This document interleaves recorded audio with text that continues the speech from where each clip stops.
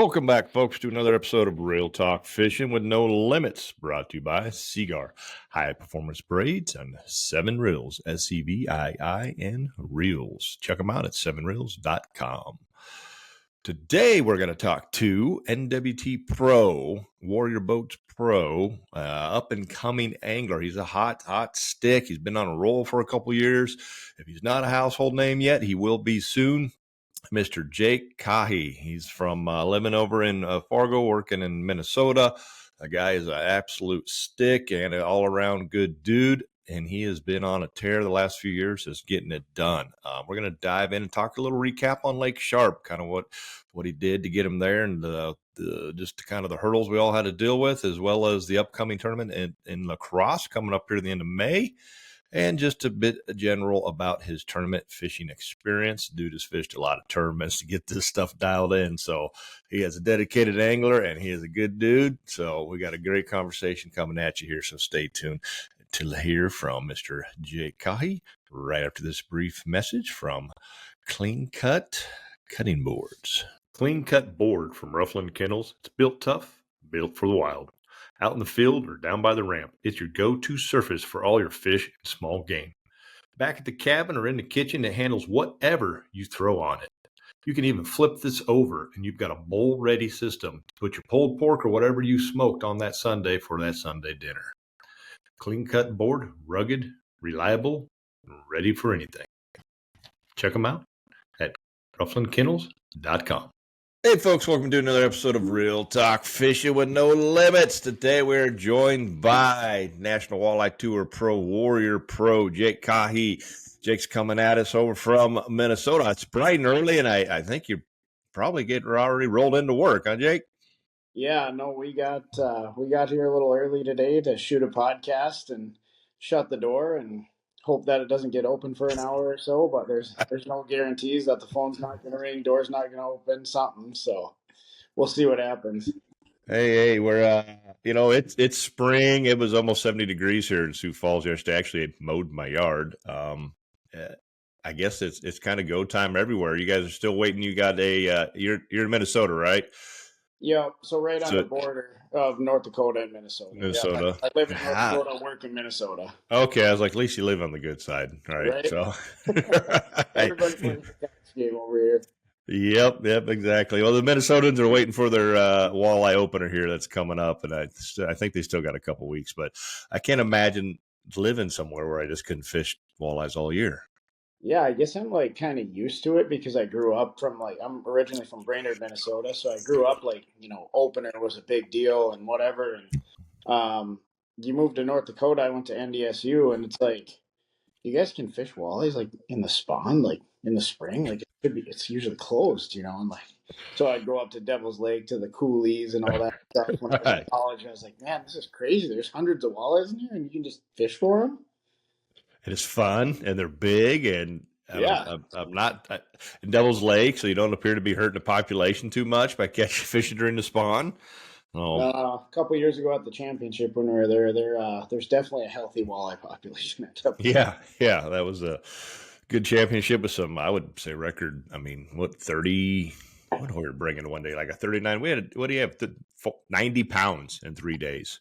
Yeah, it was insane. I mean, that place, the amount of fish that you don't cast at because you're in a tournament is like nuts. Like quarter mile, half mile long schools at 18 inches. Like it's like these are useless to me, but it's pretty impressive to see. We would have liked to seen those last week, though. Yeah, I would. Yeah, like 2.25 pound, 18 inches. Right. Real nice. Yeah. Would have been lovely, or just 1 8-pounder would have been even better yet. So yeah, don't just anything, even a 5-pounder, I would have been pretty happy with. That was a little tricky, a little different. Before we'll get into Lake Sharpe and our upcoming lacrosse tournament, but let's let the listeners know a little background of Jake, what you're doing. Like I said, you're at work, and you just told me you're agronomist, working at the co-op. Busy time of year for you. What's your background? You got 4 kids, 10 kids, any kids? What are you doing when you're not fishing? So no kids. I guess I'm an agronomist, so busy in the spring. Spring tournaments never usually work out great for me because it's like team no sleep here, Yeah. fish tournament and then work and stuff like that. But I guess when I'm not fishing, um, big sports fan, like probably a little tired right now because I watched the Timberwolves playoff game last night all the way to the end. And big sports fan. I love hunting. The last 3 4 years here, I've taken up bow hunting, like I think every Oh other yeah. local tournament fisherman, and that's I think I'm more addicted to looking at my trail cameras than I when I wake up in the morning than probably anything.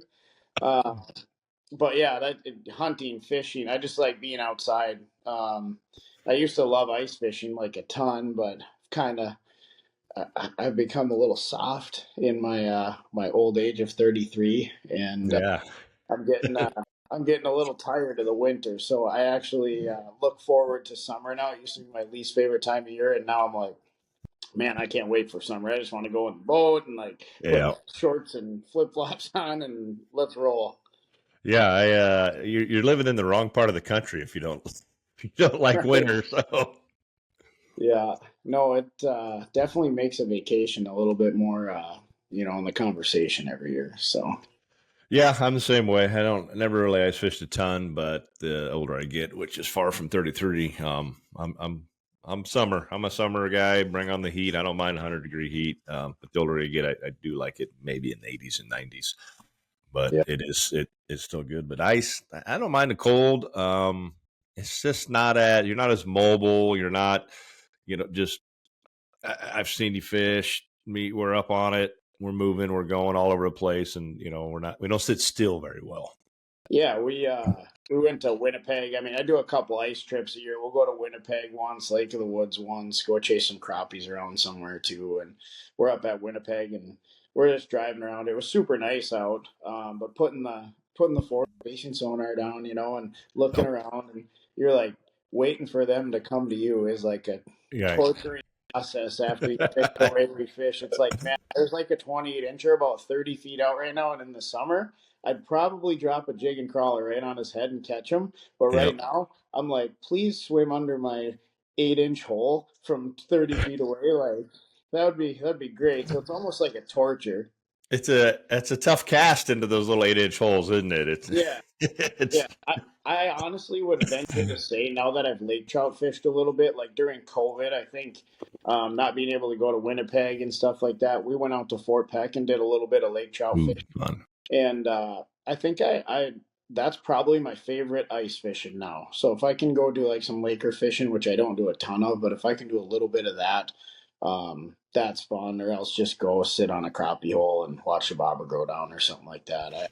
I'm not too mad at the walleyes when I in the winter. Right. Yeah, I haven't got to do the lake. I've tried it a couple times, or tried to get out at Lake Pactola out here in the Black Hills and get them. But yeah, Lakers are not the greatest tasting, but big. And if you can catch Oh, big fish on a little rod, good times. it's so fun and they're so aggressive and Right. oh man, it's just I actually like fishing them with just a straight flasher because keeps you entertained. Right. Something might be around, and Right. It's okay to go old school once in a while. yeah, right.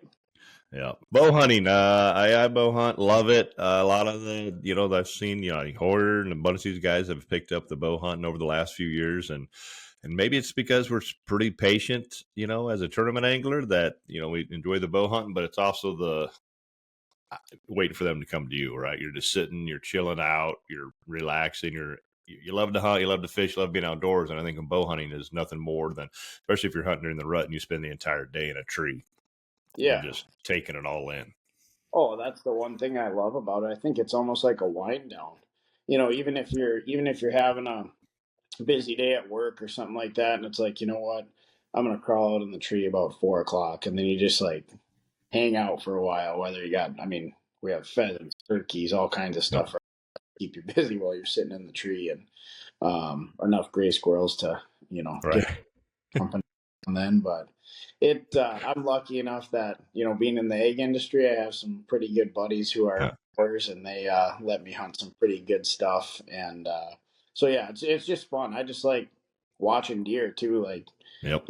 little bucks, and during the rut, it's kind of fun to just watch how they work and learn more about it. Like I said, I've only been doing it 3 years, so a lot to learn here, and I've had some tough learning experiences out in the tree stand a few times. Oh, I hear you there. Me too. I went many years without shooting, and it wasn't not because I didn't see them. Or I missed a couple. I had just a kind of a real crappy old bow I inherited, but now I got a good bow, and there's zero reason to miss. I mean, these things are pretty spot on. I mean, I'm shooting it at 50 to 70 yards, and it's good to go. I just don't shoot a lot of deer. I just watch them. Like I said, I just Yeah. go consumed by watching them. I'm like, yeah, this season lasts like 4 months. All those wait, and then it's like, no, that was it, or something happens and you don't get to go anymore, or the weather turns into horrible, and I'm like, well, that's pretty cold to be sitting up in a tree all day long in those kind of winds. So No, I usually wait for like if I'm gonna take like a doe or something like that, I try to yeah, do it during rifle season just so yep, it's clean and quick and I don't have to, be like, oh man, I gotta get this meat on ice right away or yep. whatever. Not September but yeah, it's you never know. But last year I said that and I sat probably 2 weeks at the end of the year just trying to get a doe and I ended up missing one, and then I never even got one. So luckily, Dad took care of business in rifle season, so we have some deer meat. So Good. That's deer meat is great to have in the boat during the fishing season. So yeah, it, no, I it, love venison jerky. yeah, it's some of my favorite. And I didn't get one last year. I barely bow hunted. I had some times to go and had some deer in the area. Should have went earlier. And then rifle tag, I don't know what happened. Oh, my dog was sick, and we went out for a couple of days, and he was dying of cancer. And we hunted like a day, and it was just like, we gotta go get him. I don't want to leave him at the kennel. Let's go home. It just wasn't into it. It was let's get out here. We'll do this some other time. And I'm glad Yeah, I did to spend a little more time with him. But he loved to hunt, loved to fish. That would explain the candy shop. I'm always like, there goes Jake the Candy Man. As the side of the guy's boat says candy shop on the side of it. I didn't understand. I'm like, what the hell is it? Does he own a candy shop? Has he got a sponsor that's selling freaking candy canes or what's going on? But tell him a little bit about it. It's big waterfowl hunting guides, I believe, right? yeah. So I laugh because I think every person that comes, so I'm not number one, not a wrapped boat or sticker guy or anything like. So, but we do have quite a few extra miles on the National Walleye Tour this year, and Yes, you do. Yes, we do. I have more people, want to be a part of the program, which I really appreciate. And I'm like, you know what? I got to give don't like wearing my jersey very often either. So I'm like, I got to give my sponsors a little bit more than just, Facebook posting, social media stuff. So Right. I was like, yeah, we'll wrap the boat. And I was looking for a title sponsor. And my buddy Blake, he's the owner of the candy shop out in Wimbledon, North Dakota. They do guided duck and goose hunting out there. He's like, man, I want to be the title sponsor. Like, let's figure something out. And we figured something out. And Trent at TSG did an awesome job making it, the boat wrap look nice. I just told him, I said, make it look clean. I have like 50 different sponsors that have different colors. Yeah. Make it look clean. And he did an awesome job. And so that I told Blake, I said, that's great advertising for you because Yep. every goes by, they're like, what's the candy shop? And Exactly. I was pre-fishing the other day, and Shakir was by me, and he calls me, and he's like, "The candy shop, huh?" And I was like, "Yeah." We had to Google it to see what it was. I was like, "Perfect. That's the whole reason." That's the point. Yeah, Yep. felt like perfect advertising.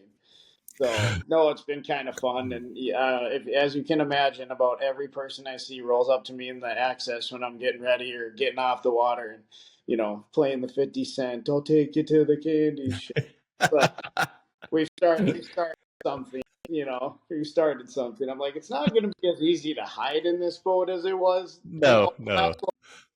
So, but it's all right. I got a lot of good sponsors, a lot of good people that support my program, and it's they need exposure too for helping me out. So.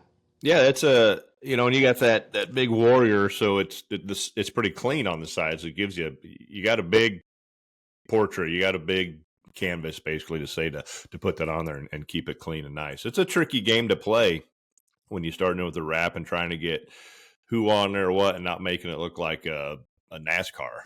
Yeah, like that's why I didn't want 55 different ugly looking, stuff. And I told Trent, I was like, I've seen some of the boats that you've done. they look pretty sharp. So whatever. And he sent me a couple proofs, and I was like, yeah, that's gonna work. That looks pretty sharp. So That'll work. Yeah, it's I gotta just use two big, a title sponsor on it, and then just go above the rail with the stickers for yeah, for the rest, the North stickers, the gold, whatever, to give them their fair share. Because like I said, you got a lot of miles on it. It's great advertising. For those that are listening, if you're looking to advertise these professional anglers, it's not just the boat on the water. That's minimal, really. It's the highway time, and yeah, and all of that. That's where you get that most exposure on it. Because you're going to Dunkirk, New York. You're going to Lake Huron. You're driving for 18 hours and six, whatever it is. You're passing tens of thousands of automobiles, and even if just hundreds of those Google the candy shop or whatever, they're going to land one or two or three, whatever new things. And even if that, it's branding and that word's out, it's just, they're going to see dividends, period. yeah. I mean, a lot of fishing fans and stuff like that are into waterfowl hunting, and Mm-hmm. yeah, it's super cool. Go check them out. I mean, I love going out there and hunting with Blake and the boys, and yeah, so it's a sweet deal, and happy to have them on board for the 2025 season. So That's awesome. We got to get Jeff and the NWT guys to get that candy shop as your theme song keyed up. So next time you come across stage, that so would be cool. That would be you're like Bassmasters, as everybody has their theme song. Everybody has their yeah, song, and it plays. You can't hear it a lot if you're watching, on their live stream, but it does play. It's just a little clip. If you're at the classic, you heard it play, and it played over and over and over because the guy was forgetting to turn the music off during the interviews. But yeah, I think we just painted it into a corner, and that's it. That's your new theme song, Candy Shop. Whether you like it or not, as long as that's on your boat, that's it. Everybody's yeah.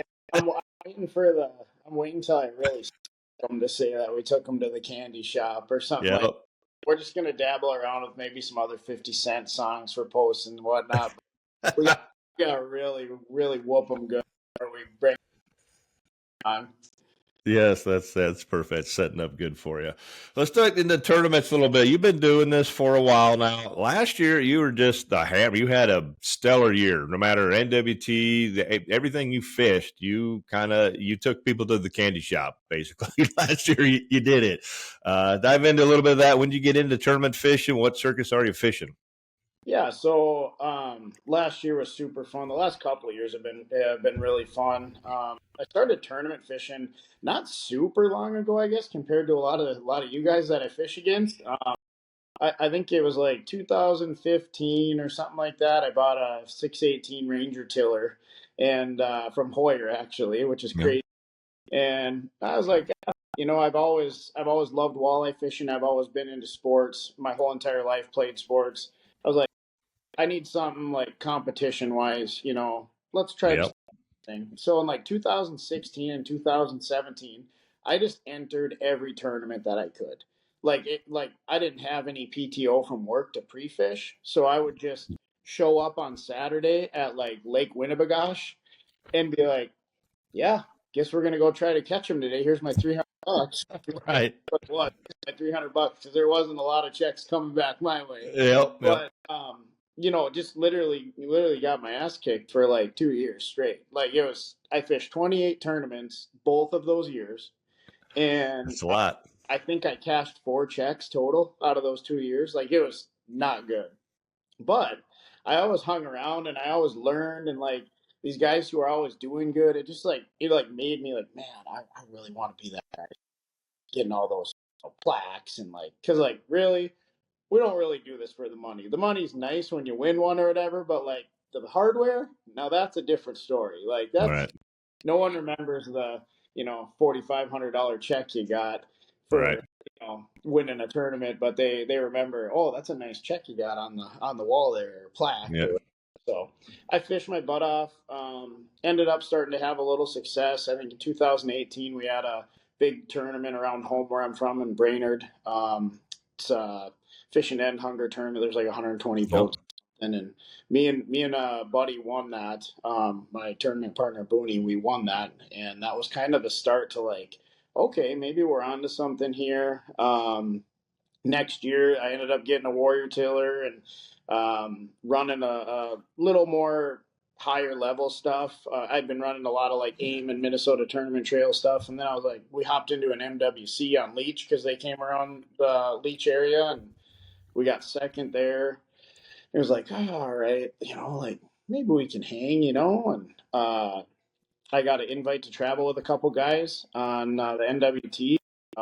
When I kind of said, hey, I think I might do this tour, and 2020 was my rookie year, and took my fair share of beatings on the NWT for a couple years, and it kind of transferred into, hey, I need to spend a lot of time on the water if I want to compete with these guys because they're just killers. I mean, Yep. NWT best of the best, and so yeah. A couple years ago, I dove into the forward-facing sonar deal because I was getting my butt kicked doing that, and I hear you. I was like, I was just like, I'm gonna get better at this. And I've had a lot of good buddies that I fish with, tournament partners, and that have, you just chit chat, tournament Right. fishermen.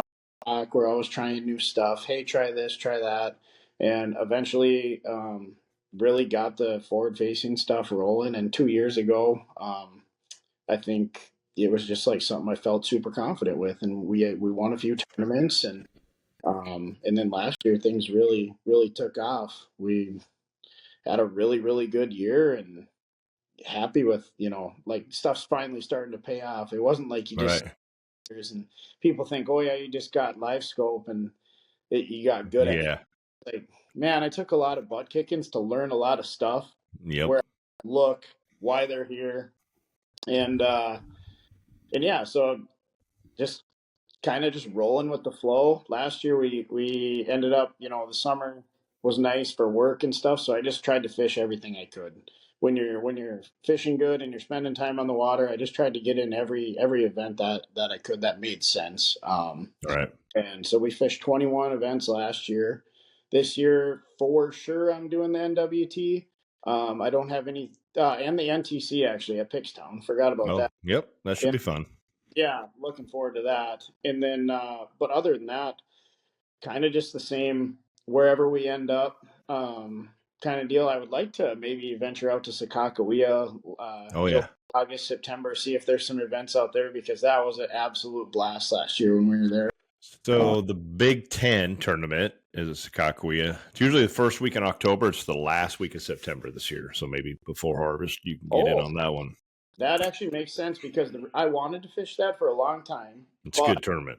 it was always on the same day as that fishing to end hunger tournament around home, and that was Yep. like a local tournament that I was doing Right. with a buddy, and so I'm like, but yeah, that Big Ten, that definitely have looked at that one before, so That's that, a fun one. Jeff does a great job. And Newtown's your southern boundary. You can't go past the bridge. So you're yeah, fishing that upper part. $1,000 entry, team.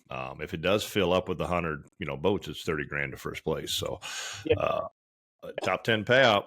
And usually it's been a steak and potato, meal the night before, put on by I think the local fire department, and then damn near everybody's going to get a door prize, and they're not.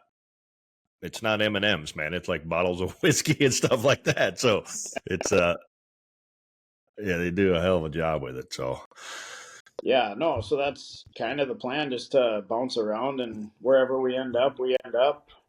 Spring's been going pretty good so far. We've been knocking a lot of stuff out, so hopefully June is open, and then have a few conflicts this year with like NWT tournaments, running into a lot of like tournaments that I would like to get into and whatnot, but we'll end up somewhere. I guarantee you we'll be on the water. So well, that I always tell people if you want to get into tournament fishing, start just like you did with these little smaller local club type things.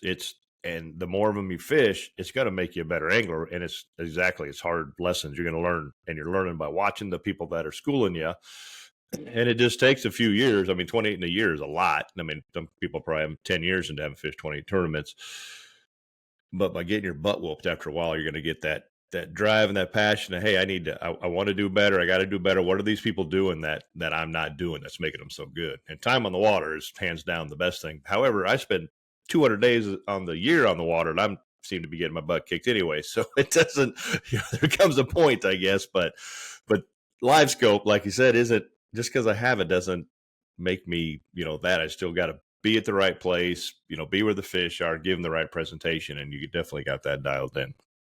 Yeah, I think it's one of those things. I mean, everybody's like, "Oh, you have live, so this and that," and it's like, you look at a tournament and tell me a boat that doesn't have live scope on it, and Yep. then we'll see from there. Like the one thing I find about live scope is when you find fish in practice, say it's 4 days before a tournament, you might find a school of the winning fish. You go there back on the tournament, if you don't understand why those fish are there, when they're going to be there, what made those fish set up the way they did the day you caught them in practice, you're not going to catch them in the tournament because Right. they might be a quarter mile away, half mile away, but you're like, hey, they're going to be in here somewhere because this certain condition and this current or whatever. And Yep. you can drive around with live scope and look and look and look, and sometimes you randomly land on a pod and you win, but it's really not as easy as everybody. Yeah, throw some No. eat, but And especially last week at Lake Sharpe, you didn't see a lot of people living up on the live scope. It was definitely a tool to have. Like I said, you could roll up and you could scan it and be like, all right, they're here. Confidence is what you gain from doing all these tournaments, and that's probably the biggest key factor on that thing. Wasn't catching them scoping, but having the scope gave you the confidence that those fish are in the area. However, on that tournament, they were there one day. Hell, they might have been there 1 hour, and then they were all gone. So yeah, it was. And to be honest, at Sharpe, I was fishing about 60 miles from the takeoff in the tournament. Like they weren't like down in the flooded trees and the river channel and stuff like that. Like the fish weren't like just sitting up like all suspended. Like, hey, here, I catch me. They were buried in the mud. I mean, you read the recap of like what Randy Topper was saying, and those guys. That's like, yeah, everything's buried in the mud. Like it was hard to see. You couldn't see them. And sometimes I would throw like a swim bait at them and get them to show themselves a little bit, and then it was like, oh dang, that's a good one. Let's throw a jig and minnow back if it didn't eat the swim bait or whatever. And it was definitely not easy um, to scope them on Sharpe this last week. It was tough. the southern fish were easier than the fish up north because they weren't moving as much. And I wish I would have went down there because I had a blast pre-fishing down there and just kind of was like, I don't know. They seemed like I was going for it all, not fishing the whole circuit this year. Give me points. I'm going to stay up north and hope for that 8+ pound, that Robert Crow got, trying to get that big pre-spawn female because I got some pre-spawn females to practice. But you're hearing more and more from guys afterwards that there was some big fish caught, and there was some big fish caught, down south. But boy, you could definitely catch them faster. And I didn't get on the deep. I kind of heard about some deep fish a little too late, literally the day after I left practicing down there. And I was like, damn it, like 30 foot of water or 18, 19 inches. And it's like, yep, I was pretty well stuck shadow the whole time. Yeah, there was some deep ones, but I found with like the deep fish, when you had like those cloudy or windy or any cooler days, they weren't like suspended, like they were in the bottom. But if it got like there was a couple days where it got hot and sunny and it was like 70 or whatever, those fish started to rise up a little bit, and it was pretty fun when it was hot and sunny. Like the second day, I made some bad choices. I didn't have anything in the box at 10:30, so I kept like a 1-2 and then a 1 to kind of have. And then everything came in the wrong order. It was like pound and a half, pound and a half, pound and a half, pound and a half. It's like I can't throw these back. And then 7 fish in my box, and I caught a 2-pounder, and I'm like, okay, that gives me more weight than I had yesterday. I was just out of a check. I can't throw this 2-pounder back, but it was like 12:45, and it just got flat, calm, and sunny, and I'm like, oh man, I caught that fish, 6 feet down in like 35 feet of water. I knew what was going to happen if I could have had another hour to zoom around. Never know, but fishing up north was definitely the right call if you're looking for like a top 10 because you catch 1 8-pounder. I think you're probably top 10 regardless of what. Yep. That was the plan. It didn't work out. So same situation, I didn't keep any fish day one until 1 o'clock and went, and then brought in freaking 4. Just whatever. Just that way that the way it works. But literally caught, I don't know, 30 to 50 fish a day. Yeah, it was definitely not a like if we're gonna go to a tournament where it's gonna be like a tough, grindy, like tight weights and stuff like that. It's definitely fun when you're catching a lot of fish. Like yeah, I think I caught like 40 fish the first day, and it was like yeah, we came in with like just under 8 pounds, but it was a fun day. You know, you never know. You're Yep. like be a 2 pounder, you know, or Yeah, like you're in everyone's these same stuff. Like even right. whether we're bringing in 40 pounds a day or 10, you know, it's like everyone's got the same playing field, so that's what makes it fun. Yeah, this is a little lower than I anticipated. More 8, 9 pound bags, but some of those fish weren't. You know, they were a little skinny. The ones I caught down south where I thought were just fine and average, and it was the way I wanted to fish it. So just you know, and I talked to Hummel on the phone every night who didn't travel, and he's like from what I'm hearing, you should go south. He's like, that's your thing. You need to work those shores. And then I'm like, I'm going for a big one. I'm going to stay north and caught 6 fish right off the bat, but threw them all back. And then, you know, hindsight's 2020. Should have did this, should have did that day too. But like I said, and I kept saying it the whole time during the tournament was we need sun. We need the sun. And then Mm-hmm. we had cloudy all day and rainy. And then the second day, I'm glad we didn't have the wind. So I'll take the rain, you know, versus Yeah. the wind at any time. But we needed a little bit of wind because the practice we had, like Easter Day was really good. Flat, calm, and Sunday was still good, especially down south. But I'm just like, we need sun. Those fish wanted the sun. Yeah, no, I think when that water would warm up, especially up north, they would bite a lot better. And then it Yep. was just water, the bite just was a little tougher when it was cooler. And then down south, you just had that little bit warmer water. Like it was Yep. always even that first cold rainy day that we had of the tournament. Like I still had 50-degree water temps.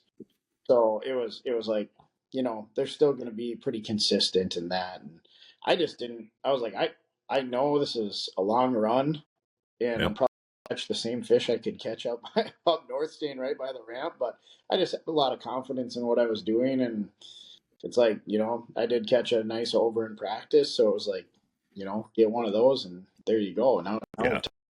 Yeah. If I would have caught up over even a couple 19s down south versus just 30 17s, I would have been like, yep, that's it. I'm going south because one lives there. At least one lives down there. I didn't catch any up north neither, but I knew they were there. I fished Sharpe just a few times in my life and did catch a 30-incher up north, or my teammate did anyway at practice for an MWC. And I'm like, there was 3 of them caught up here. Granted, yeah, this was 10 years ago, but I'm like, I know they're up here, but it's a little earlier in the year. When I rolled in on Friday mid-morning practice, and I had 8 pounds on pre-spawn females real fast. And I kind of got 8 pounds about every day of practice. I'm like, okay, and then typically you're going to do better in a tournament because you're going to grind those spots a little harder. You're going to, you're not going to just give it an hour or whatever. So I'm like, all right, we're good. Maybe 10 would be a phenomenal day at this point, but we should be able to get 8, and then bring in 5 and 6 pounds. It's pretty disappointing, but a lot of sauger moved in and those fish were spawning and dumping their eggs and getting out of there. yeah, it was crazy. I mean, like I guess you could say I learned a lot at this tournament. I guess if you don't learn something from a tournament, whether even if you won the tournament, I'd say you didn't, win. Or I always try to learn from tournaments, and Yep. fishing during a spawn on a reservoir. I've never done that before, so it's like I guess Chamberlain kind of, but when we were at Yep. Chamberlain, everything was mostly post spawn. The last time we were there, but yeah, that was a big learning experience, and just the whole works. And I don't know, looking forward to the next time we have to fish a reservoir for the spawn. Hey folks, I want to tell you about this new line that Seaguar introduced this year. It's been on the market for a couple years, but it's been over in Japan. They just brought it over to the United States this year, and I absolutely love it.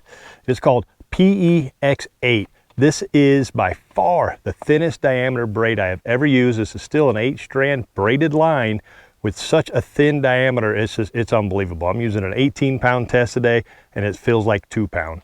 The advantages to this thin diameter is if it's windy out, I'm not catching much wind, I get less bow in the line. High pressure situations where the fish are, taking on a lot of fishing pressure, a thinner diameter line, less visible, of course. Current in the rivers, I'm going to cut the current a little better. I'm going to get better control, and they did all this without losing any of its strength. This stuff is still strong as all the Seaguar braided lines, and the sensitivity is second to none. So check this out. This is PEX8 over at seaguar.com. Yeah, that was a challenge. Be prepared. I blew it. I did not bring my Detroit River jig box with all my half to 1 ounces that, everybody was vertical jigging. I'm like, I got, a few in here and I could have went bought some, but I'm like, nah, I started pulling some lead and trolling was really producing a lot more fish. Yeah. Granted, I had 4 rods out versus the one. I practiced by myself the whole time and, and scoping. And I caught them. I caught them even in the tournament. I scoped a few off some sandbars, but, they were 1-pounders. So it was like, this is fun, but this isn't going to work out. So throwing them back. But yeah, just it didn't lay up like I thought it would. But, congrats to Robert Crow. And I think you ended up with like, what, you get 28th maybe? Yeah, I ended up just out of a check. Yeah. Good points to start the year, but yeah, I guess I started last year in 29th place, so we're doing better than last year. But it's all right. That's good points. It's a lot better than my 78th. So, and that thing was so 1 pound, one fish. Like I brought in 4, right? You got to bring in 5. Period. It's rule number 1. I always tell them like we got to bring in 5. And in my case, it wouldn't have made a difference. As a pound, I would have taken him from, but that 1 pound would have taken him from 78th to like 58th, maybe, or 60th. It was so tight. It's not even the weight sometimes. Like I remember when we started at the Illinois River, I was tied for the last check spot with 2 other guys. And I didn't get the last check because the first day I brought 4 fish in, and then I brought 5 the second day. And they go to, I think the first tiebreaker is limits. Yeah. And so I lost that. So I lost money because I literally didn't toss a sauger in the box or what. I caught 4 fish. It is what it is, but I didn't have 5 fish like I did, and we had the same weight throughout the tournament. But he got her. So and that sucks when you're when you can coal, like we could coal at the Illinois River, and then when you like in the bite wasn't great. So you're like, I'm in a coaling tournament. Sweet. I just get to box them and not have to stress. And then you're like, I can't even catch enough to coal. This sucks, man. Well, look at Angler of the Year last year, how that got decided. I mean, one little 14-inch sauger could have made a difference, Yeah, it's the difference between a brand new boat and not one. So that's a big difference. Like that crap and a brand new boat. Yep. Yeah, if you ain't first, you are last in that. It doesn't matter. It's nice to say I finished in the top 10 of the AOI, but it paid just as good as the guy that finished 120th. So yeah, someone asked me, where were you in AOI last year? I was like, I don't know, like not first. Not first. I know that. So yeah, 20th, 5th, whatever. I'm close, but it doesn't matter. So we're getting better. We're just slowly getting. I think it might be in your future. You've been on the roll. You're doing it all right. Are you traveling with a group of guys this year? Yeah. So have always traveled with what we call Team Godfathers, like Gary Maher. He's the Godfather. We call him. Pretty much done everything in walleye tournament fishing. Yep, good dude. Been a really good mentor to me, actually. Like pretty cool. I've never had someone to like mentor me or kind of just this happened in the 2002 PWT down here. Look, or whatever. And then Kurt Hansen, and then Chris Walker, and we call him Whack. He is having a baby, so he only fished the first tournament this year. So we brought on Kent Anderson, and so we have us 4 will be traveling the rest of the tour, and be a good team and looking forward to it. So a lot of tournament experience there. So all those guys, all the top 10s and wins that they've had, I'm just trying to absorb some of the stuff that they tell me. Well, listen to Gary, because we're off to La Crosse on the Mississippi River, and that's the last time Gary was there. I believe he won it. So I will say that one of the things I've learned from Gary is he's probably one of the most level-headed competitors I've ever met. Like he could be leading a tournament and then totally suck the next day, and he's like, "Oh yeah, well that sucks. It is what it is." That's the way it goes. He's like, I've done that a million times, and I'm like, "Really?" And he's like, "Yeah, oh yeah." But then, like Prairie du Chien, for example, we had a terrible practice. Like we were like, I caught my first legal walleye 15 minutes before I went in to the rules meeting, and talking. We had like one spot where we caught a couple, and like Kurt and Gary were gonna go there, and Gary was sitting in like 41st or 43rd after the first day, and just Mr. Level-headed, like, oh yeah, I'll go catch him tomorrow, whatever. And he went out there and whacked him and won the tournament. And it's just like such a detriment to like how you have to be if you're fishing at that level. You can't let any you know, a mediocre day bug you, or when you have a crappy day after, you know, sitting in the top 10 or stuff like that. That's what I've learned, because I've been pretty good at being a 1 day tournament angler for a while, Yep. for a while, growing pains and stuff. But It does suck when you drop or have a good day and a bad day, or I mean, it's always better to follow your bad day with a good day, so you can at least leave on a high note that you were on something. It just didn't work out this day due to conditions. But that's tournament fishing, is you have to make that adjustment and figure it out, and we don't always make the right adjustments. Clearly, no, it's a bigger mental game than a lot of people think. totally. I mean, you can. It's a totally different deal when you're out there in practice and you're just like, "Oh, I'm gonna go try this spot. I'm gonna go try this spot." You know, Yep. fish things. You have to remember to do that in tournaments. You have to remember, like, hey, just because you caught a 19 incher on this little tree at Lake Sharpe, like, you don't need to go right back there all the time. You know, like maybe fish something that looks similar in the tournament. Some of my best tournaments, I've like made a little audible during the tournament and maybe fished a little new water that was similar Yep. to what I caught 'em in practice, and then it was like, oh man, no one's here. These are the right fish, and there you go. You just, you know, wreck them. So Yeah, I didn't even, where I caught my biggest fish, which was 19 and a half practice on Sharpe. I never fished it again. yeah, So, yeah.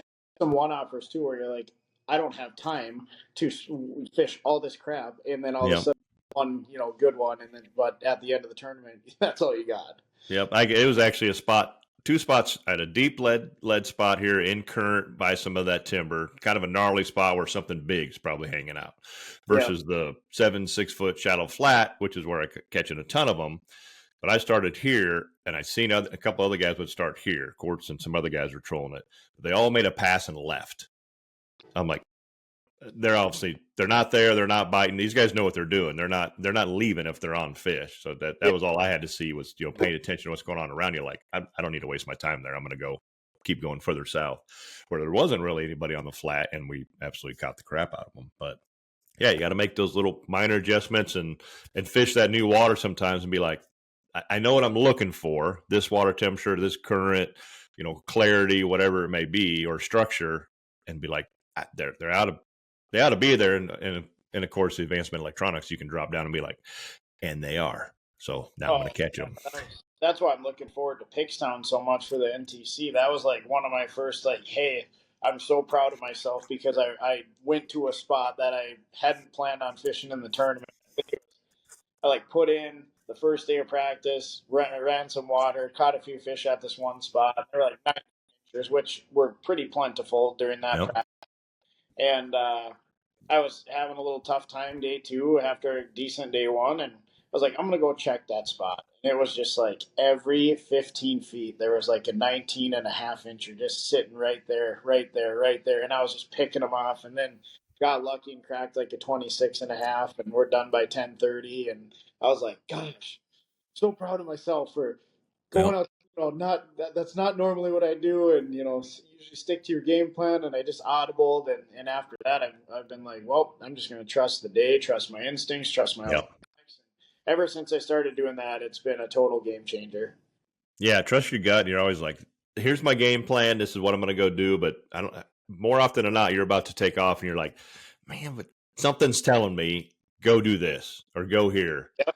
And more often than not, I'm like, nope. I got to be here at 8. I got to be at this spot at 10. I got to be here at 11:15. Now I'm in the same boat. I'm like, nope, I'm going left. You know, I'm going to go somewhere completely different. And more often than not, it pays out. Not always. Sometimes you're like, son of a bitch. I should have taken a right instead. But you don't know. Like last year at Green Bay, like you either were going right, yeah, you were going right, you were going way left, like way left. And yeah, I chose to beat my boat up and all my stuff and my co-anglers and myself and go way left both days. So yeah, it's you know, with the boats nowadays, you got a Warrior, you got a wave wrecking machine, and one of the few tiller guys that's still out there. It's always you or Tim Abraham. I'm always like, I don't know, it's either Jake or Tim. It's Jake or Tim. I can't tell which one of those guys it is over there until I get real close. But I'm like, it's a tiller Warrior. They're the only couple out there, you know. But now we got the candy shop on it, so I'm like, that's Jake. Okay, I know who it is. Yeah. No, well, I mean, me or Tim, but like I'm not gonna, I'm a little bit taller than a couple guys on tour. I would say Tim is one of them, and definitely Chase Parsons. I mean, Yep, definitely. he thinks he's tall, but I don't know if that's when he's standing on his like stool in the mirror when he goes to brush his teeth in the morning or what the deal is. But like, I think they really let him stop ordering off the kids' meal, and Probably. he's grown up a little bit, but he's still not as tall as me. Like, just because I have short legs and like a fat gut doesn't mean I'm not like 5'10". Yeah, Chase is I don't even know how tall he is. Not very, and Tim is definitely a short, stout dude I wouldn't want as to mess well. with Tim though. I mean, I'd way rather No. mess over Tim because like Tim's pretty jacked. Yeah, he is. Tim's a good dude. And he's a no nonsense, no bull type of guy. So Yeah. he stayed at the motel next to me on this last tournament, him and the McQuaids and Hurd and Denzel. So we got to cook up some brats one night and shoot the stuff a little bit. So we're going to La Crosse. What's your history on the Mississippi? Were you there? You were there at Prairie du Chien a few years ago. Yep. So I don't have a ton of history on the Mississippi River. Well, none of us do for La Crosse because we've never gone out of La Crosse. So that's pools 8. So for those listening, La Crosse is on pool 8. So you're like kind of La Crosse to Genoa, I think. And then, but we can go up to 7 or down to 9. So 9's Prairie du Chien, which a lot of people have experience in. Well, Prairie du Chien's actually 10, and we'd be locking up. But we can go down or up. So 7, 8, and 9 are all in play. I would assume that I've been doing a little research as I do for every tournament. Mainly, the most research you can do for like pool 7 on the Mississippi River is watching bass fishing. Yep. So it's pretty cut and dry. There's always the river rats that know like, hey, behind this little tree, there's like 4 rocks, and that's where all the big ones come out if you throw a willow cat in, whatever. I like fishing rivers, and not so much because I'm good at it, because I'm not, but because it makes me do stuff that I'm not comfortable doing. It makes me pull lead core. It makes me drag jigs, fish, without forward facing sonar and just your instincts. Looking forward to that. And I didn't spend a whole ton of time on pool 9 when we were at Prairie du Chien. I think I spent like 2 days up there, and I didn't catch them any better than I did on pool 10. I was like, I'm not going to mess with the locks. And but I'm guessing that's where a lot of people will go just by the sounds of it. Kind of what I've been seeing is pool 9 is, there's a lot of fish in pool 9. The one thing about La Crosse is like there's just not a ton of walleyes, but it is the Mississippi River. Like I am originally from Brainerd, Minnesota, and there's people that don't think there's a ton of walleyes up there in the Mississippi River, and it's absolutely loaded. We just have a ton of lakes around that everyone likes to go to. Yep. So because it's easier than the river. Yeah, but fishing rivers, you get all kinds of stuff. It's just like Lake Sharpe. I mean, you're pitching, and you might be catching giant smallies. You might be catching walleyes, pike, crappie, you name it. It's just like that on the river. When we were at Prairie du Chien, I had a ton of fun. Like, we didn't catch a ton of fish till like the tournament days, but I had a ton of fun just exploring stuff. Every little backwater cut, or even like pool 4 is kind of that way. Little nooks and crannies you get to explore, and I don't know, looking forward to it. I like these places where people haven't gone all the time. Whatever your skill or experience level is as an angler, you deserve a fishing reel that contributes to your success and satisfaction on the water and never detracts from it. From the makers of St. Croix Rods, 7 Reels, spelled Seviin, is born of 7 decades of design and manufacturing expertise, industry-leading angler support, and the American family ownership dating back to 1977. 7 Reels are designed and crafted for high performance and unrelenting reliability.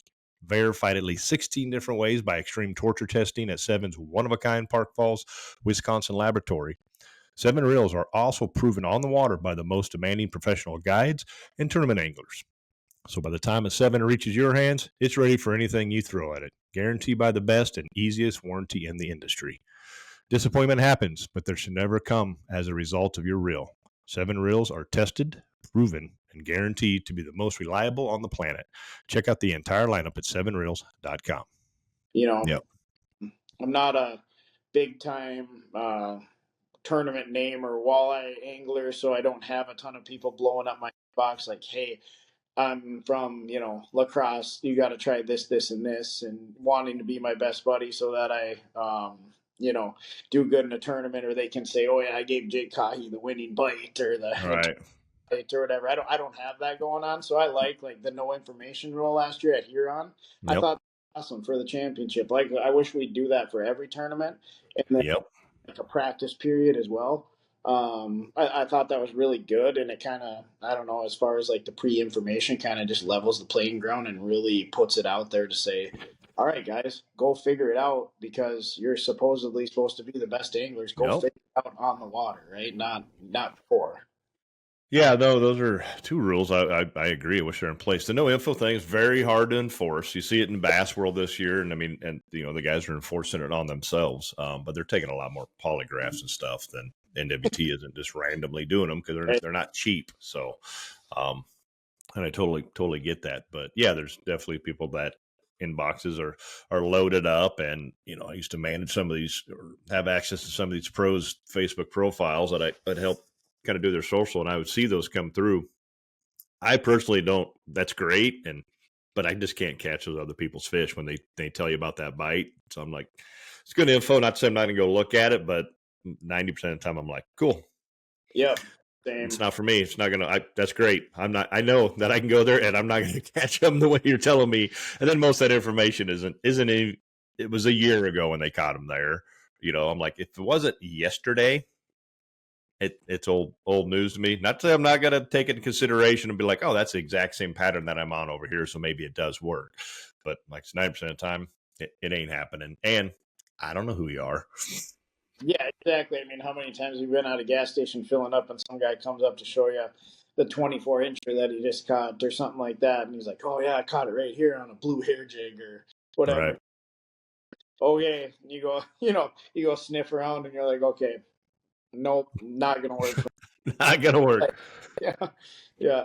I have no Unless idea what yeah. it was, what the current was, what cadence you're using. I mean, it's just trust your own instincts is way better. Yep. Unless you see them on the water, just putting on a clinic and they want to come share all their info, what they were using, an 1/8 ounce, whatever this was. And you're like, yeah, that was legit. I watched it happen. So I might go mix this up and try it. Or you got any more of those baits, or where can I get some of those at? That seems to be what they're dialed in on here. But right. so the Mississippi River, I like you. I love the rivers. Pool 9 is full of those little, kind of sloughs, a Minnesota slough. There's a lot of places, to go and look. Pool 8, I heard last year at a co-angler at Skakawea that was from La Crosse, and he said that the walleye fishing was actually really good. Now, I fished that pool before. Bass fishing. I gave up walleye fishing after like 4 hours and went, I'm going bass fishing for the week I'm here because this is fun. We're catching a ton of them. There was a few walleye caught, but there was quite a few boats. It was an outdoor rider event, and I think one walleye was caught the whole week. Yeah. So when we go there, people are gonna figure them out. Someone always right. does. And a lot of these river tournaments, like you see a lot of locals up there in the top. Yep. In the so I wouldn't say it's a survival event because I really stopped using that word of like, hey, I'm gonna survive and try to get points and stuff like that because I want to catch a check. Like I'm not, I'm not here to like spend $5,000 for the week and then just be like, okay, I got 45th and I'm okay with points. Like, no, I want to be in the money. Like I want to win this deal, And so someone's gonna figure them out. So like I always just ask myself, like, why not me? Why can't it be me? I might land on that perfect little spot where I toss a willow cat in and do the Gary Maher. Yep. So, somebody's always got to be a donator, and unfortunately, I've been one plenty the last couple seasons. So, but it gets old, right? This isn't cheap. No. I need the worst case scenario. I need to cash a check. Yeah.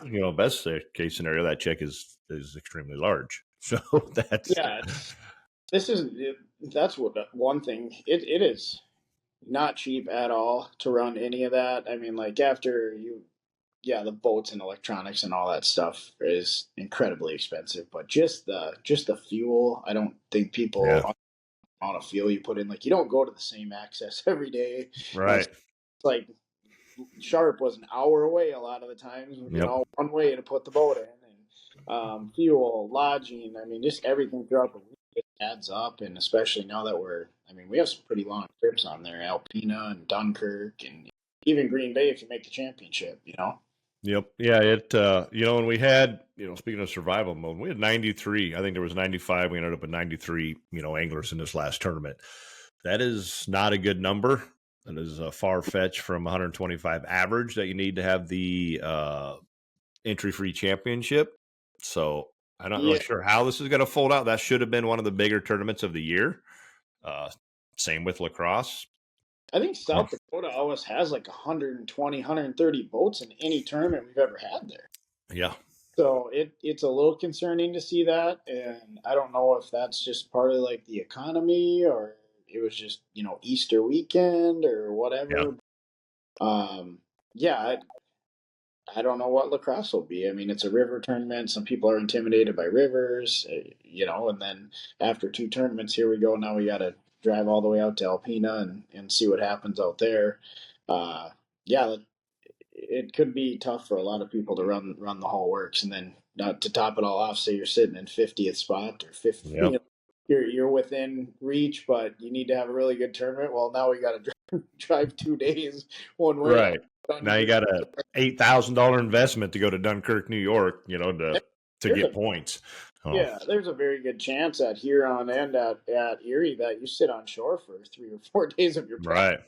right. I mean, you know how the Great Lakes are. It can be real nasty if you get that wrong week. So we Yep. Yeah. We're hitting them in the summer, so hopefully weather's a little more stable. But Huron it's always going to be rocking and rolling. There's just no way to get out of it. And it doesn't take much wind to kind of get that thing moving. I mean, you can always go down to Saginaw or a river, but I couldn't believe how rough that lake was. yep. But roughest lake that I've ever been on. I think the last day of practice there, it was an offshore wind, which should be perfect. There was like 4 mile an hour offshore wind. It was a beautiful morning, dead calm, and there was no like residual from the day before. I went out like 2 miles. It was like 3 footers. Yep. And I'm like, why? This place is always wavy. Like it's never glass. You can never go. Nope. Like that place is just nasty. Like making runs there is not easy. Like you have to have some equipment to do that. Yeah, it doesn't. It's the way it lays. I heard it's the windiest or the kind of roughest of all the Great Lakes. The way it lays north to south. It's just so big and wide and long that Deep. yeah, and deep and crystal clear. I mean, you could just take your glass of water and dip it in there and drink it. I'm pretty sure that is some clean water. But It was nuts how you couldn't get close to anything out there. Like in the really clear water, like if you were within 90 feet, like if you hit 80, they were gone. Like mm, it was like see ya. I mean, I fished some of that like 125 feet of water stuff, and I fished stuff, and I ended up fishing at dirtier water and was shallower, and it was a lot more than all that. But Huron was fun because they have shipwrecks all over, and it's so clear you can go see them. So I was snooping around at the shipwrecks, checking those out. I did have a lot of fun. it's a cool place. Actually, we're heading up that way to Mackinac Island and stuff. I think for vacation here late in July. I won't be fishing up there in the tournaments. That's too far to drive. Not a place I want to go. No thanks. Just Yep. going to do some other stuff. You touched on a little bit. What are some other? You got any other input on what can we do to get these numbers up? What can we do to make the walleye tournament circuits bigger? I think local wise, there's a ton of tournaments going on. You got the Ames, MWCs, obviously NWT, MTT, which is big. One of my buddies that's fishing NTC with me is jumping in those this year. Casino Cups have been pretty successful over the years, and we both fished that one at Secaucus. The Gov Cups. There's just a ton of walleye tournaments, and some of those smaller ones, maybe they're growing a little bit. I don't know, but they're doing fine. But what can we do? What can we make? How can we make this all better with what we have? Yeah, you know, I that's a tough question. Like I think, there's some rules and stuff that maybe need to be changed, like the no information. Yeah, that is what it is. But like the practice period stuff, um, I know this is a professional circuit, so like I don't ever call myself a professional angler. I'm just a guy who likes to compete because I do have a day job. Like that's what brings home the bacon. It's not going out and fishing. That's not something that brings home millions of dollars every year. You can have a really, really, really bad year fishing. Trust me, I had a Yeah. few. Yeah. Yeah. I'm well aware. Yeah. So I don't know. It would be nice to see some of these circuits go out and just get more sponsorship money and more sponsors to support the anglers. I mean, you watch I'm a very big fan of the Bassmaster Elite Series. I watch it all the time. I watch everybody's YouTube channels. And it's like, just to see the amount of sponsorship. Yes, I know we're on a smaller circuit and stuff, but I really think if someone really put the time in and stuff, look at what the FLW used to be. Like, I'm a huge walleye tournament fan. Like, I used to watch all the old PWT, FLW videos, stuff like that. The FLW used to do really well with sponsorships and stuff like that. I don't know where we kind of strayed away from that, or now it's more of like we need to make a bunch of money doing this, or else we're not going to do it. But I would just like to see a circuit that put more of the anglers first instead of everything else, or at least make it feel that way, right? Yeah, you're right. And that's a tough gig, especially and part of our numbers being down is like you touched on the economy. Fuel's not cheap. And I think a lot of that, is the travel on, this year's schedule. I know Chase and I touched on that, and he didn't think the travel was. He thinks a lot more about the rules, and I think it's just a little bit of everything. Yeah. The investment on things, the enforcement of certain things that are in place or not in place. Seems to be running pretty good. We ran pretty good last year, even though we had those weird limits. They took all that off this year. Being able to keep them more fish, which is much more appealing to people. But the sponsorship level of it is. I get it, and our NWT, I look at Bass Pro owns it. The Walleye Federation runs it. Mm-hmm. So who's going out and chasing this, and who's getting it? You keep telling us about, this new company, or I think Rapala just signed on, and hey, we had a new sponsor, but nothing changed for the anglers. Right.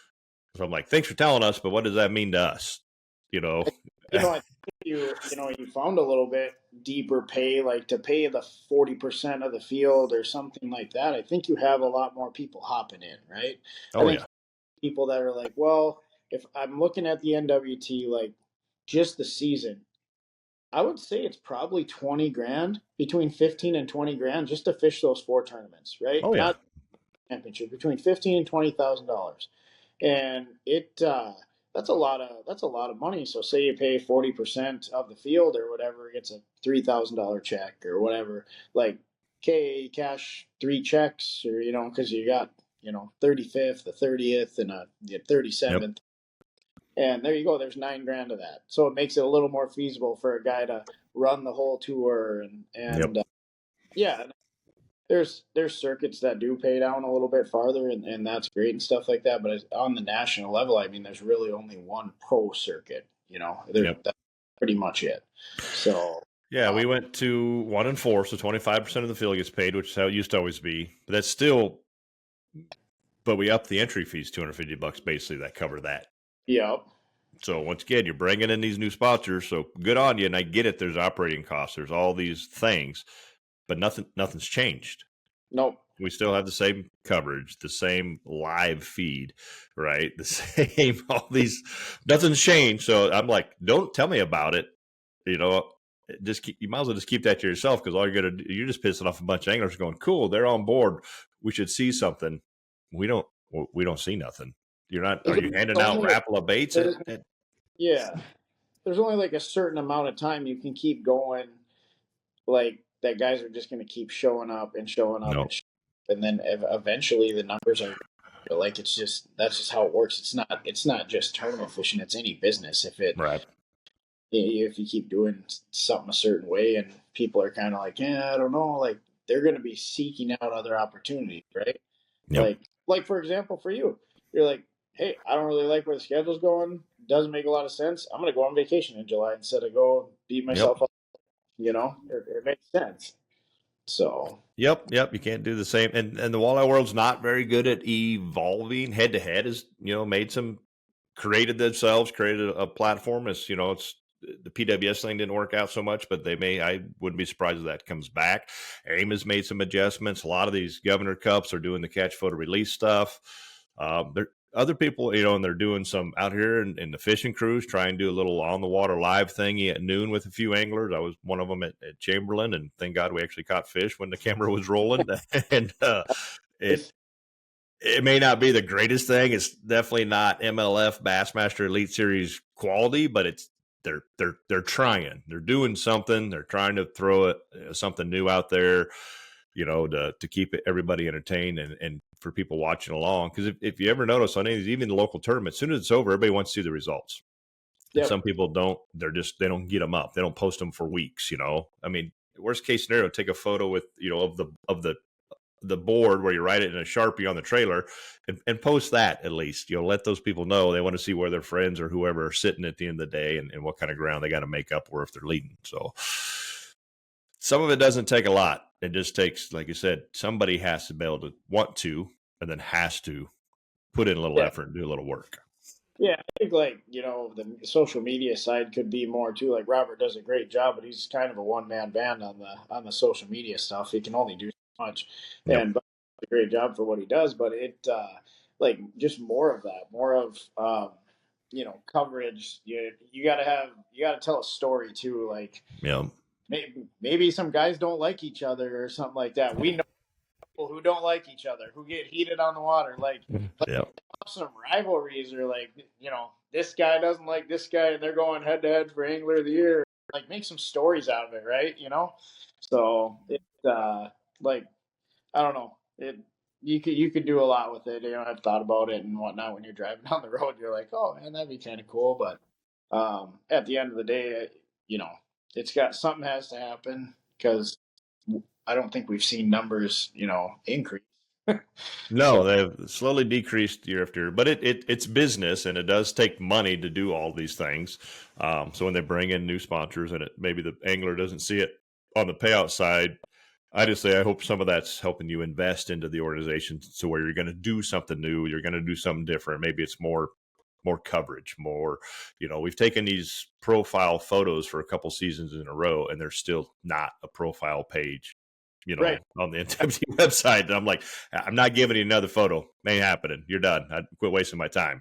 It would So, be super easy to send out something when you register that is like, hey, where are you from? What's your yep, favorite food?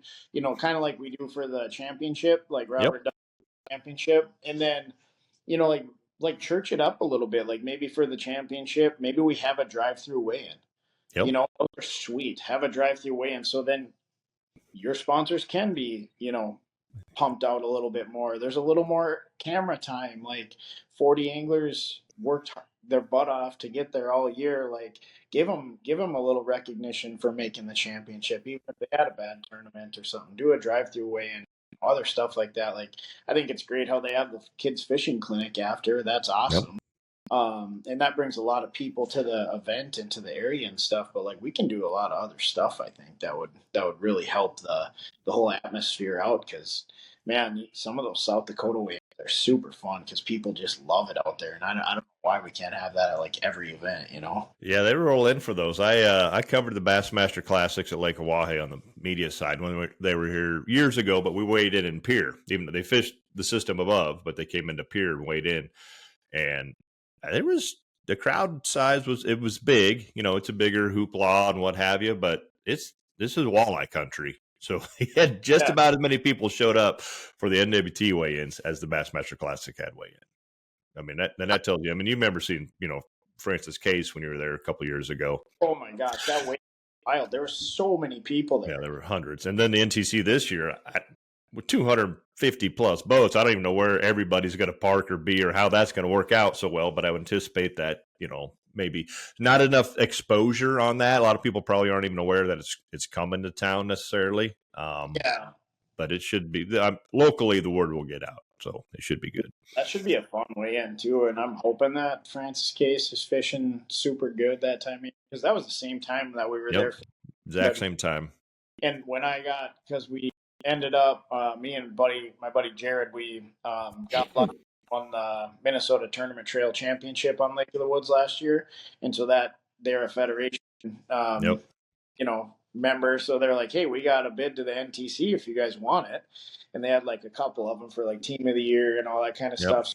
actually Hunter and Bob Nitty are going, and we're staying with them, and they're like, "Oh, you gotta come," and I'm like, "All right," like twist my arm, get to go fish Pickstown at the time of the year when the NWT was there, and so I was like, yeah, absolutely, that was such a fun bite. I love fishing the Missouri River system. Yep. Let's go. So I'm It, hoping that's a solid. it should be good. Last year, the bite was not good at all. People kind of quit going there, but all that did was give those fish a year to grow with not a lot of pressure. And I've been fishing the northern and the central part of it, and it's good. And those fish are very healthy, and there's plenty of them, and a lot in that 18, 19 year class, and a lot of that 2023. Now you're going to get lower on the system where there's definitely some bigger fish. So I think it should be good. It should fish kind of like it did when we were there before. I think the fish might be fatter. Back then they were kind of skinny when we were there for the NWT. They didn't, 19s, they weren't 2+ pounders. They were kind of scrawny. Yeah, I got a lot of 19 and a halves, 19 and 3/4 that were like two and a quarter, maybe. Like Yeah. you didn't get those like nice big, unders that sometimes you can get down there that feeding on, like pelagic bait fish and stuff like Yep. that. But, yeah, there were a lot of skinny ones there. I think I had a 20. I think it only weighed like 5 pounds. Yeah, the theory is that we need to have 100 days of ice to kills off all that bait, and we didn't have that going into the winter before. We had like 20 days. Yeah. So all that bait made it through the winter. Those things gorged, they were full, made fishing tough because there was a ton of bait in the system. And then prior to the new bait hatch, and then there's zebra mussels. The water's getting cleaner. Those fish are moving in some different areas. A lot of guys are just doing what a lot of local guys do, and they go fish their spots. Yeah. And if that ain't working, then I guess there's no fish left in the system, and it's horrible, and I'm out of here, type thing. Because I knew guys that fished it that don't go there very often. They're like, I don't understand what the problem is. I got plenty of them. Well, they weren't fishing memories. They were just using their electronics and driving around.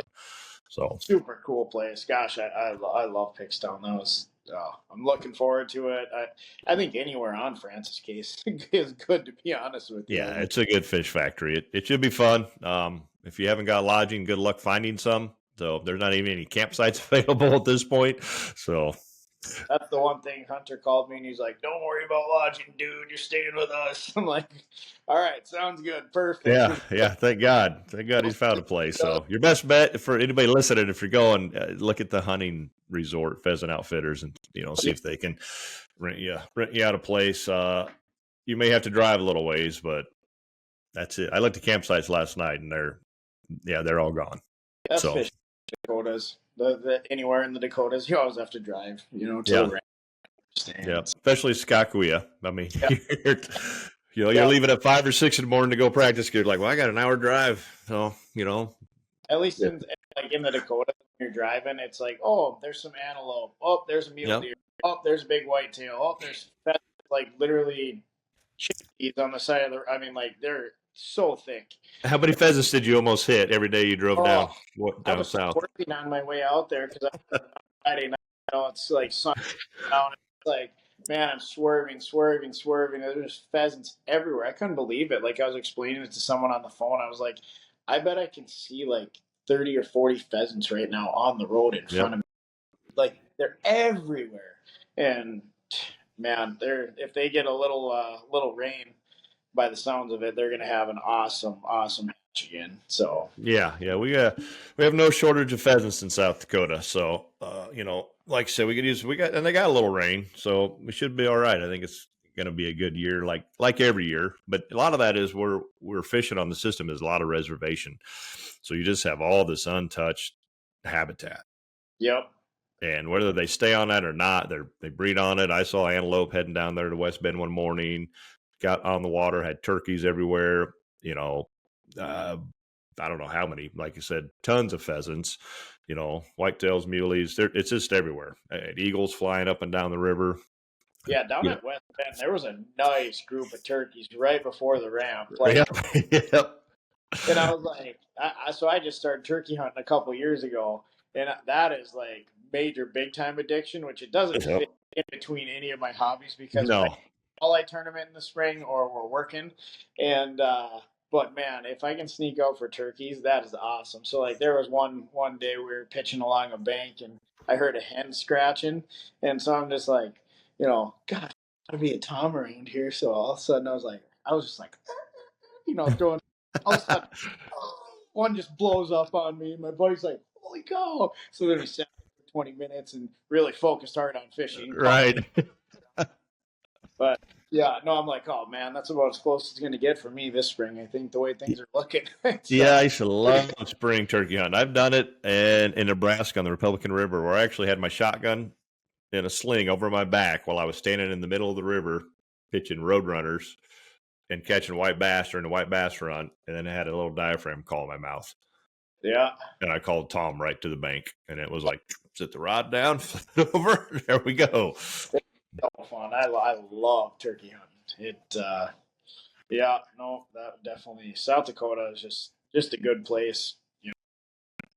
It is where the wildlife roam. So if you're not aware of that, watch Dances with Wolves, people. So that's a pretty good testament of a lot of the prairie land. So, Yeah. All right, Jake. Well, we've been chit-chatting for like a little over an hour already, and we could talk plenty longer. It's early. We all got to get to work. Let's wrap this up. Any thoughts, any little nuggets to leave for those listeners out there to help them along their angling journey, make them better tournament anglers or better anglers in general? Probably just, I would say if you're going to learn live scope, one of the things that I did the first couple times I had it, I didn't bring rods with. I just put it down in the boat, and I just went out to spots that I've always, if I line up this crappy house and this point right here, usually like October time, if I rig a chub, I always catch a nice one, or whatever. Yep. Go look at my favorite spots. Go look at all your favorite spots. Oh, there's a tree there. That's why. Or there's a nice weed line right here. There's, really nice rubble or whatever. That's the one thing I would do. Don't ever be afraid to learn. Like, I don't know how many times I've listened to Corey Sprengel at sports shows, but it's been a lot. And there's a lot of people I think who are too proud to be like, oh, I don't need to go listen to this guy, listen to that guy. I've listened to Tom Wynn, I don't know, a handful of times now. Every time I listen to, people talk, you learn a tidbit. If you can just take one little tidbit out of that, it makes you such a better tournament angler. Just be open minded. Don't ever get that like, I know what I'm doing. I don't need to listen to this guy. This guy, doesn't do good in tournaments, blah, blah, blah. You can always learn something. If you stop learning, you're going to stop winning. So that's basically it. If you keep an open mind, and for me, sometimes it's hard keeping my mouth shut and my ears open. But if you can just absorb as much as you can, that's something that I found has successful. So. Yeah, well said. Stop learning, stop winning. You are correct. You'll never know everything in the walleye or just in fishing in general. Yeah. And I always tell, clients, I'm like, I've yet to see a walleye read an In Fisherman magazine or a Walleye Insider magazine. So we're completely speculating what we think we know, that they're going to do. And LiveScope has opened up a whole new world to, like you said, I can go and see why am I catching fish here every year between this landmark and this landmark and be like, oh, it's a different bottom, or there's a big tree that I keep going right by, and that, this tank just lives there all the time. Yeah, and then, like, for example, I listen to your podcast and you have all these different anglers on that I fish again. And you'll be talking about a tournament we were just at or somewhere we're going, and I'm like, gosh, why didn't I think of that? That was a good idea. Like, I can't believe that guy did that at that tournament, or why didn't I think of that? So I guess you could say I'm first time caller, long time listener of the right. podcast. Yes, it is. We're just dropping knowledge out there. So if people just need to listen and follow along, and you can ask. The seminars are great. I always say go listen to them. And just like you said, if you learn one thing, one little tidbit from another angler, it might be that one thing that takes you from 20th to first. Mm-hmm. Or you implement it, whatever. But it's always evolving. We're always challenging and trying new things, and that's just it. You can ask 100 anglers a question about how to do this, you can probably get 90 different answers.